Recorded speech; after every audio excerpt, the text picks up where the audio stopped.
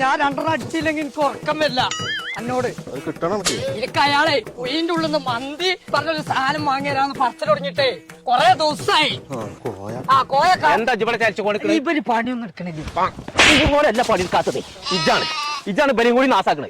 നീച്ചാവുന്നു ആ കോഴി എടുത്തോളൂ പോന്ന ബലിയും കൂടി സ്വീപ്പാക്കാണ്. എനിക്ക് പെരിയിലുണ്ടായിരുന്നു പണി. എനിക്ക് ഇന്നെങ്കിലും ഒരു ദിവസം മന്തി വാങ്ങിയല്ലോ. ഇയാൾ പോയോക്കാ ഇന്നലെ അവിടെ കിടക്കണം. വീട്ടിൽ പോന്നെ അവിടെ നിൽക്കേ. ഇതേ ഇത് കോണി എടുക്കണ്ട, കോണി അടുത്തോളാം. ആ കടിക്കാ. അത് നല്ല കനുണ്ടത്. ആ കാനുണ്ടായിക്കോട്ടെ. അന്നേറ്റ് സംഗതി നടക്കൂല. ആ സുണക അനക്കിപ്പോ എന്താ വേണ്ടത്? കുഴിമന്തി അല്ലേ? കുഴിമന്തി അല്ലേ? ഇപ്പൊ പോയോ സുണക?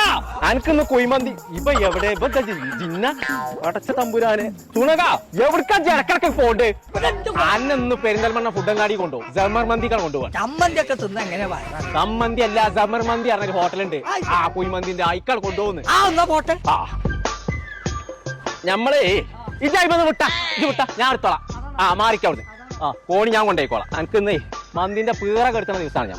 ആ ചങ്കളെ നമ്മളിപ്പോൾ ഉള്ളത് ജമർ മന്തി എന്ന് പറഞ്ഞ റെസ്റ്റോറന്റിലാട്ടോ. ചിക്കൻ മന്തി, മട്ടൻ മന്തി, ബീഫ് മന്തി, അങ്ങനെ എല്ലാവിധ മന്തികളും, ഷവായ, അൽഫാം, നീരാളി, ഇതൊക്കെ കഴിക്കണം എന്നുണ്ടെങ്കിൽ ഇങ്ങോട്ട് പോകുന്നോളിട്ടോ. അപ്പൊ ചങ്കളെ കായൊടുത്ത് തിന്നുമ്പോ നമ്മൾ ചാതുള്ള സാധനം തിന്നുന്നത് അതിനാ നമ്മൾ പറഞ്ഞു ഇങ്ങോട്ട് പോകുന്നോളി നമ്മൾ ജമർ മന്തിക്ക്. അപ്പൊ നമ്മളെ ലൊക്കേഷൻ വരുന്നത് പെരിന്തൽമണ്ണ ഫുഡങ്ങാടി ന്യൂ കാർ പാർക്കിന്റെ തൊട്ടടുത്ത്.